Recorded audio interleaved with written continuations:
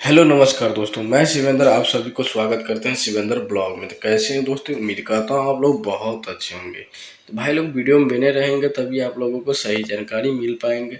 भाई लोग खेसारी भैया का फ्रेंड रहते कि वीडियो को लाइक कर दीजिए, साथ ही चैनल पर नए आए तो चैनल को सब्सक्राइब कर लिए ताकि हर भोजपुरी का अपडेट आप लोगों को सबसे पहले मिले और मिलता रहेगा। तो भाई लोग बता दूं कि खेसारी भैया और रानी एक्टर एक काफ़ी गजब का रील बनाए हैं। डबल खिड़की गाना काफ़ी गजब का था और देखने में मज़ा आ गया और सुनने में भी मज़ा आ गया। तो भाई लोग काफ़ी गजब का ढेर सारा आप लोग प्यार दिए और खेसारी भैया का लगा कि एक रील वीडियो बनाना चाहिए उस पर, काफ़ी नहीं तो 10,000 तो रील बनना चाहिए।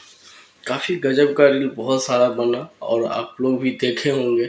तो भाई लोग बता दूं कि ढेर सारा इतना प्यार देने के लिए दिल से धन्यवाद। और खेसारी भैया जब भी कुछ लेकर आते हैं तो धमाका ही लेकर आते हैं, तो आप लोग इतना धमाका कर ही देते हैं। भाई लोग चलते हैं, अगले वीडियो में मिलते हैं, तब तक के लिए अपना ख्याल रखें और ऐसे ही ढेर